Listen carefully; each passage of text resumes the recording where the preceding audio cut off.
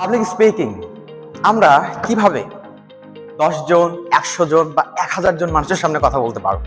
টিপ number 1, আপনাকে I কন্ট্যাক্টটা maintain করতে হবে। অর্থাৎ আপনি যাদের সাথে কথা বলছেন, আপনি যদি তাদের দিকে তাকিয়ে কথা বলতে না পারেন, তাহলে আপনার কথা তারা শুনবে না এবং আপনি একজন ভালো পাবলিক স্পিকার হতে পারবেন না। নাম্বার 2, আপনি যখন স্পিচ দেবেন শুরুতেই হুক ব্যবহার করুন। হুক জিনিসটা কি যদি সহজে বলি, আপনি যখন স্পিচ শুরু করবেন তখনই আপনার একটা টপিকের উপরে আপনি কোশ্চেন করবেন যে আপনারা কি জানেন, একটা ইনফরমেশন যেটার দ্বারা তারা আসলে আপনার দিকে অ্যাটেনশন ফিল করবে। নাম্বার 3, কনফিডেন্ট থাকা। আপনি যে টপিকের উপর কথা বলবেন সে টপিক সম্পর্কে ভালোভাবে জ্ঞান রাখতে হবে।